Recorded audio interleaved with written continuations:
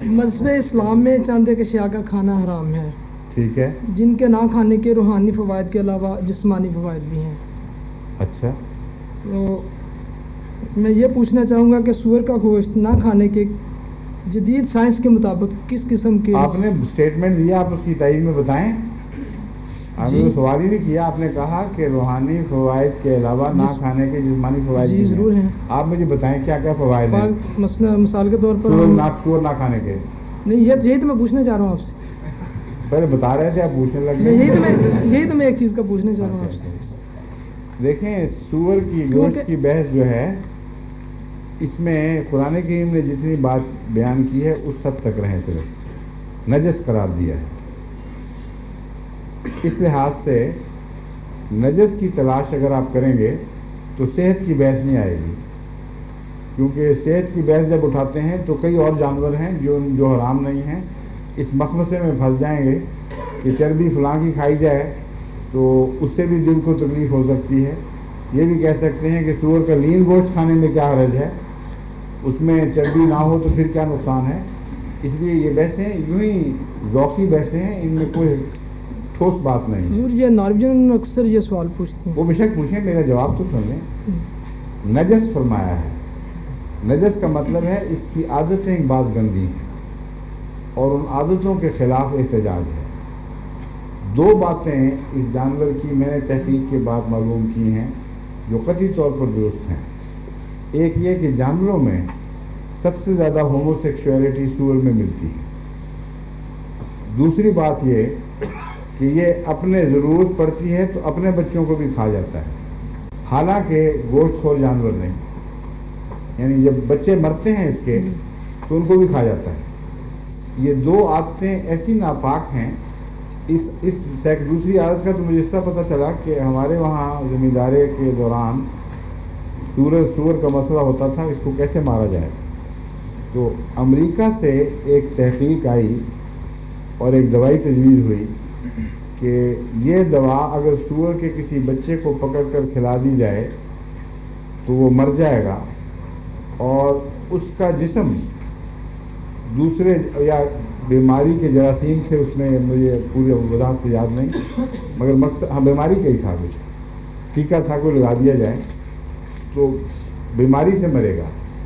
اور سور کو عادت ہے کہ اپنے مرے ہوئے بچے کھا جاتا ہے، چنانچہ جب وہ کھاتا ہے تو اس میں بیماری پھیل جاتی ہے، پھر جتنے سور مرتے ہیں ان کو دوسرے سور کھانا شروع کر دیتے ہیں۔ تو یہ ایک نہایت مکروہ عادت جو عام اس کی روزمرہ کی فطرت عادت کے خلاف بات ہے۔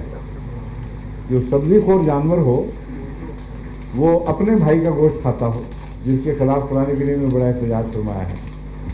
تو میرا یہ تاثر ہے کہ عادتوں کے لحاظ سے نجس ہونے کی وجہ سے اس کے خلاف احتجاج۔ ایک دفعہ یونیورسٹی آف لنڈن میں 1956 میں یہ بحث چل پڑی۔ ہم کافی بریک کے بعد بیٹھے ہوئے تھے کافی روم میں، تو سارے اور لڑکیاں لڑکے سارے اسٹوڈنٹس اکٹھے تھے۔ تو ایک لڑکی نے اٹھ کے سوال کیا جب میں نے یہ بات سمجھائی کہ ہومو سیکشولیٹی میں نقصان کیا ہے۔ میں نے کہا تم نے میری بات ثابت کر دی کہ سور کھانے والے نقصان نہیں سمجھتے، اور یہی وجہ ہے کہ منع کیا گیا ہے۔ تم نے یہ سوال بجائے اس کے لیے کہتی ہیں کہ اس عادت کا انسان میں منتقل ہونا ممکن نہیں ہے گوشت کھانے سے، تم نے یہ کہہ کر کہ اس کا حرج کیا ہے یہ ثابت کر دیا کہ نجس عادت کھانے والوں کے اندر ایسی راسخ ہو جاتی ہے کہ وہ سمجھتے ہیں نقصان ہی کوئی نہیں۔ اور آج یہی بحث ان علاقوں میں اٹھی ہوئی ہے۔ اس چیز کا کیا فرق پڑتا ہے؟ اس لیے تو منسٹر بھی مذہب کے بن سکتے ہیں، کوئی نقصان نہیں۔ ایک تو یہ ہے حکمت۔ دوسرے ایک بہت بڑی اہم اس سے بھی بالا حکمت ہے، وہ یہ ہے کہ اللہ تعالیٰ خالق ہے اور اس نے ہمیں یہ سکھایا کہ میری اجازت کے بغیر سور کی بحث نہیں ہے، کوئی جانور بھی تم نہیں مار سکتے۔ جانور کو اپنی ایک حرمت حاصل ہے، اس لیے جن جانوروں کو ذبح کرنے کا حکم ہے اس سے پہلے بسم اللہ اللہ اکبر پڑھنے کی تلقین فرمائی، یہ یاد دلانے کے لیے کہ مالک کی اجازت سے میں ایسا کر رہا ہوں۔ اپنی طرف سے مجھے کسی جان تلف کرنے کا کوئی حق نہیں. اسی طرح جب ضرر رساں کیڑوں کو مارا جاتا ہے تو اس کے متعلق اصولی ہدایات پہلے سے موجود ہیں کہ جو انسان کے لیے مضر ہو اس حد تک اس کو مارنے کی اجازت ہے, وہ سیلف ڈیفنس میں آ جاتا ہے. لیکن درمیانی قسم کے جانوروں کو مارنا رسول اللہ صلی اللہ علیہ وسلم نے بھی پسند نہیں فرمایا. حضرت مسیح علیہ السلام نے بچوں کو بڑی سختی سے منع فرمایا کہ جو جانور کھانے کے لیے نہیں بنائے گئے ان کو مارنے کا تمہیں کوئی حق نہیں. کوے ہیں یا دوسرے چھوٹی چھوٹی بلبل خوبصورت پرندے ہیں چھوٹے چھوٹے, اس سے منع فرماتے تھے. تو یہ اصول ہے اسلام کا بنیادی کہ زندگی خدا کی ملکیت ہے, زندگی کا احترام کرنا ضروری ہے اور خدا کی اجازت کے بغیر کسی کا خون نہیں لینا. اب اللہ تعالیٰ ایک جانور سے منع فرما دیتا ہے کہ اس کو نہیں کھانا, مالک ہے, اس کا حق ہے. اگر آپ اس کو کھائیں گے تو ساری چیزیں جو کھاتے ہیں وہ زبردستی کی ہو جائیں گی اور اجازت سے نہ ہوئی بلکہ جھینگا مشتی کی باتیں بن جائیں گی. جس طرح حق نہ بھی ہو تو ایک آدمی چرا دیتا ہے, اور جہاں روکا جائے وہاں رک جائیں تو ساری چیزیں حلال ہو جاتی ہیں اور اجازت کے تابع ہو جاتی ہیں. بنیادی اصول یہ ہے کہ مالک کو حق ہے کہ نہیں, صرف یہ سوال ہے. خدا مالک ہے کہ نہیں؟ اگر مالک ہے تو اگر وہ کہہ دے کہ فلاں فلاں کھا لو باقی میں نہیں کھانے دیتا, تو بندے کا کیا حق ہے کہ ہم پہ ثابت کرو کہ کیوں نہ کھائیں. اس ایک مناہی نے ایک بہت قیمتی اصول ہمیں سکھلا دیا کہ جو کچھ ہم کرتے ہیں اجازت سے کرتے ہیں اور اجازت نہ ہو تو وہاں رک جانا چاہیے.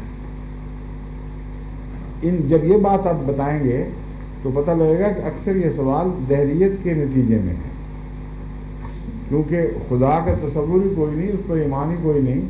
یہ سمجھتے ہیں ہم وہمے کی وجہ سے رکتے ہیں, جب تک ہمیں سائنٹیفکلی نہ بتایا جائے کہ کیوں رکتے ہو ہم نہیں رکیں گے. ہمارا تو رکنے کا موقف ہی اور ہے, یہاں سائنس کی بحث ہی نہیں ہے. آج جو میں سائنس کی بات بتا بھی دوں تو 14 صدیوں میں جو مسلمان گزرے وہ کیوں رکے ہوئے تھے, اور میری آواز سارے عالم اسلام میں کہاں پہنچے گی. اس لیے یہ بحث بالکل بے تعلق ہے.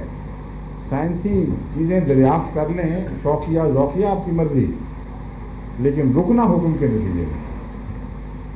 اور سب سے بڑی بات یہ کہ یہ روک ان کے لیے بھی ہے جو کھا رہے ہیں. ایک اور سوال پلٹ کے یہ کرنا چاہیے کہ اسلام تو تیسرے نمبر پہ آیا ہے. سب سے پہلے یہودیت نے منع کیا اور حضرت مسیح نے حلال نہیں کیا. دکھاؤ کہاں حلال کیا ہے. تو پہلے تم بتاؤ کہ یہودیت میں کیوں منع ہوا تھا,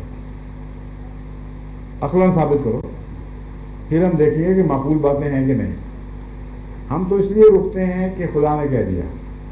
تم اگر رکنا چاہتے ہو سمجھ کر تو پھر پہلے یہودیت کا فلسفہ بتاؤ اور یہ بتاؤ کہ حضرت عیسیٰ کی اجازت نہ دینے کے باوجود تم نے ایک منع شدہ چیز کو حلال کیوں قرار دے دیا, اس کی اتھارٹی کیا ہے. سمجھ گئے؟